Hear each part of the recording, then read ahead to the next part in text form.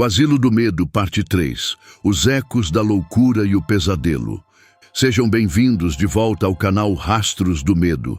Prenderam o fôlego? Espero que sim, porque a tensão só aumenta. Na última parte, deixamos Mateus, Lucas e Beatriz no coração sombrio do Sanatório Vargens, o Asilo do Medo, chocados com a mensagem na parede. Eles observam. As vozes não param. Fujam antes que seja tarde. E para piorar, um sussurro macabro chamou o nome de Mateus. Preparem-se, porque agora vamos desvendar os segredos mais profundos e aterradores que aquelas paredes guardam. O sussurro fantasmagórico que chamou o nome de Mateus ecoou pelo escritório do Dr. Alcântara, fazendo os três jovens se encolherem. Lucas, pálido, virou a câmera para a porta, enquanto Beatriz agarrava o braço de Mateus, os olhos arregalados. "Vocês ouviram isso?" sussurrou Mateus, sua voz mal audível. "Ouvi." Chamou o seu nome, Mateus. Lucas respondeu, a voz embargada pelo medo. Um arrepio gélido percorreu a espinha de Mateus. Aquele sussurro não parecia ter vindo de fora. Parecia ter surgido do próprio ar, da essência podre do lugar. "Temos que sair daqui", disse Beatriz, a voz trêmula. "Essa não é uma pegadinha, Lucas. Tem algo muito errado aqui." Mas Mateus, o jornalista em busca da verdade, sentia uma estranha compulsão. O sussurro, a mensagem na parede, ele sentia que estava no caminho certo para desvendar algo grandioso e terrível. Ignorando o medo crescente, ele apontou a lanterna para o chão e notou algo peculiar perto da escrivaninha. Uma pequena tábua solta no piso de madeira. Com um esforço, ele a removeu, revelando um compartimento secreto. Dentro, envolto em um pano de seda envelhecido, havia um diário de capa de couro, mofado e úmido. Era o diário do Dr. Alcântara, o mesmo que havia sido encontrado aberto em sua mesa na noite de seu desaparecimento. "É o diário dele", exclamou Mateus, os olhos brilhando com uma mistura de apreensão e excitação. Ele o abriu com cuidado, sentindo o cheiro forte de papel, velho e mofo. As páginas eram preenchidas com uma caligrafia elegante, que aos poucos se tornava mais frenética e desordenada. Mateus começou a ler as últimas páginas em voz alta, a luz de sua lanterna iluminando as palavras que revelavam a descida à loucura do médico. As vozes, elas estão mais fortes agora, não são dos pacientes. Elas vêm das paredes, do subsolo. Exigem sacrifícios, dizem que o portal de água viva deve ser alimentado, que as almas dos aflitos são o alimento necessário para o despertar. Loucura? Talvez. Mas os desaparecimentos, eles não. São fugas, são oferendas. Os olhos de Mateus percorreram mais uma linha, a voz quase um sussurro. A criatura, o observador. Ele vive nas sombras, no subsolo, alimentando-se do desespero. Seus olhos brilhantes me perseguem. Eu vejo. Oh, Deus, eu vejo. Os pacientes, eles são meros invólucros. Suas mentes foram corrompidas, transformadas em receptáculos para o observador. E agora, ele me quer. A mim. O portal está embaixo, no porão, por trás da enfermaria antiga. A última entrada estava rabiscada, ilegível, culminando em uma mancha escura que parecia de sangue seco. Um silêncio pesado caiu sobre o trio. O que estavam lendo era a confissão de um homem que havia mergulhado na insanidade, ou a chocante verdade por trás da maldição do asilo. O portal de água viva. "O observador, o porão", Lucas murmurou, a câmera tremendo em suas mãos. "Precisamos sair daqui, Mateus. Isso não é uma história, é uma armadilha." Mas a menção do porão e da enfermaria antiga acendeu uma faísca na mente de Mateus. Aquela era a peça que faltava. O local onde tudo começou e talvez onde tudo pudesse terminar. Se quisermos entender, precisamos ir ao porão, Mateus declarou, a voz mais firme do que antes. É onde o Dr. Alcântara diz que o portal está. É a única maneira de realmente documentar essa história. Beatriz estava dividida entre o medo e a curiosidade mórbida que a atraíra para o lugar. Mateus, isso é loucura. O que mais vamos encontrar lá embaixo? A verdade, Bia, Mateus respondeu, um olhar determinado em seu rosto. E talvez a única forma de garantir que ninguém mais se perca aqui. Relutantes, mas instigados pela gravidade das revelações, eles deixaram o escritório. O caminho para o porão era incerto, mas as anotações do diário indicavam por trás da enfermaria antiga. Eles voltaram pelo corredor principal, o ar cada vez mais gelado e os sussurros mais audíveis, agora parecendo vir de todas as direções, formando um coro cacofônico de vozes infantis e lamentos adultos. Eles encontraram a enfermaria no final de um corredor lateral. Era um salão cavernoso com fileiras de camas enferrujadas e destruídas, algumas ainda com colchões sujos e rasgados. O chão estava coberto de seringas quebradas, frascos vazios e bandagens sujas. O cheiro de doença e desespero era esmagador. Em uma das paredes havia uma porta de ferro pesada, quase escondida pela vegetação que invadia o interior. Estava trancada com uma corrente grossa e um cadeado antigo.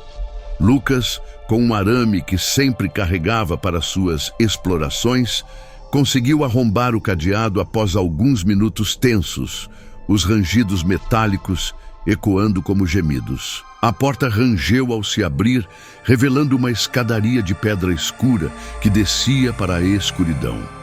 O cheiro de enxofre e decomposição era mais forte ali, quase sufocante.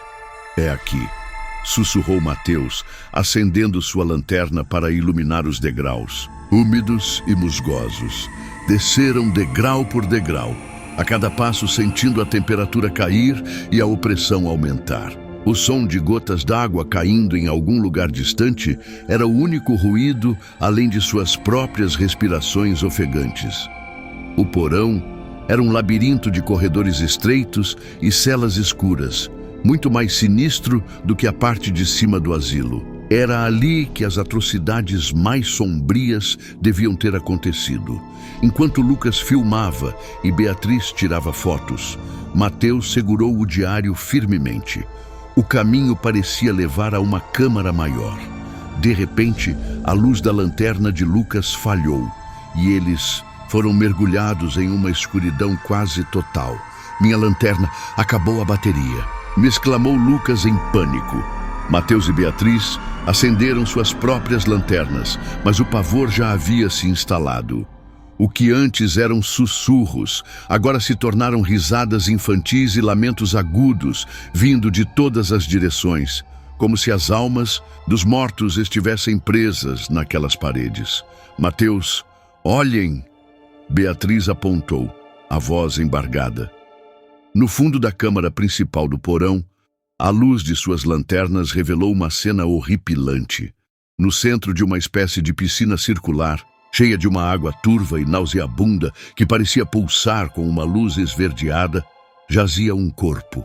Era um esqueleto, corroído pelo tempo, mas ainda preso a uma corrente que saía da água e se estendia até uma parede. Ao redor da piscina havia símbolos estranhos, gravados no chão de pedra, que pareciam brilhar fracamente. O portal de água viva, o Dr. Alcântara. Mateus sussurrou, o diário caindo de suas mãos. Naquele momento, um movimento na água. Ondulações começaram a se formar na superfície da piscina e a luz esverdeada intensificou-se. O cheiro de enxofre tornou-se insuportável. Uma presença invisível se materializou e as risadas e lamentos se intensificaram, formando um coro ensurdecedor. "Corram!" gritou Lucas, o medo se tornando um grito primal. Eles viraram para fugir, mas uma sombra gigantesca emergiu da água turva. Não era um fantasma, era uma criatura, uma figura disforme, com olhos vermelhos brilhantes que pareciam penetrar a alma. Corpos retorcidos e membros distorcidos se projetavam de sua forma, como se fossem as almas dos que foram sacrificados, presas e agonizantes dentro dela. Era o Observador, a entidade que se alimentava do desespero e que havia corrompido o doutor. Alcântara, seus olhos se fixaram em Mateus. Mateus, ele quer você. E a voz cavernosa do observador ecoou não pelos ouvidos, mas diretamente na mente do jovem jornalista. A última alma, para o despertar completo. O terror paralisou Mateus por um instante. Ele viu a criatura estender um de seus membros, distorcidos em sua direção, os olhos vermelhos fixos nele. "Não!" gritou Beatriz, puxando Mateus com força. Os três correram desesperadamente de volta pelos corredores do porão, os gritos das almas agonizantes e as risadas demoníacas do observador os perseguindo. Subiram as escadas, ofegantes, sem olhar para trás. O som dos passos da criatura, um baque úmido e pesado, ecoava atrás deles, cada vez mais perto. Correram pelos corredores do asilo, ignorando os sussurros e as aparições momentâneas de figuras fantasmagóricas nas janelas. O medo dava asas aos seus pés. O asilo parecia se fechar sobre eles, as portas rangendo e se batendo, as luzes de suas lanternas piscando freneticamente. Eles finalmente alcançaram o portão principal, exaustos e aterrorizados. Lucas, com as mãos tremendo, empurrou o portão enferrujado. Ele rangeu, mas abriu. Eles caíram para fora, na grama molhada, sem fôlego, sob a chuva que agora caía torrencialmente. Correram pela trilha do Morro da Viúva, sem olhar para trás, ignorando a lama e as raízes, os gritos do asilo ainda ecoando em suas mentes. Só pararam quando estavam longe, muito longe do asilo, à beira da estrada principal. Parados na chuva, encharcados e tremendo, os três se entreolharam. O horror ainda estava estampado em seus rostos. Eles haviam saído, mas algo havia mudado. O asilo do medo havia deixado uma marca indelével neles, um trauma que jamais se apagaria. Mateus olhou para sua câmera. A fita estava em branco. Todas as imagens, todos os sons gravados no asilo haviam desaparecido. De volta ao Rio de Janeiro, na segurança aparente da cidade que nunca dorme, a vida de Mateus, Lucas e Beatriz nunca mais foi a mesma. Eles nunca mais falaram sobre aquela noite com ninguém. O asilo do medo se tornou um segredo sombrio, um pesadelo particular. Mateus, o jornalista ambicioso, abandonou a ideia da grande matéria. Ele sabia que ninguém acreditaria e que algumas verdades são tão aterrorizantes que é melhor que permaneçam escondidas. O nome do asilo do medo no Morro da Viúva continuou a ser sussurrado nas vielas do Rio, uma lenda para os descrentes, mas uma realidade aterrorizante para aqueles que ousaram cruzar seu portão. E assim, o Sanatório Vargens continua lá, em ruínas, no topo do Morro da Viúva, um monumento ao sofrimento, à loucura e a uma criatura que espera, faminta, pelo próximo incauto que ousar perturbar seu sono. Porque no asilo do medo, as portas podem até fechar, mas o terror, ele jamais morre.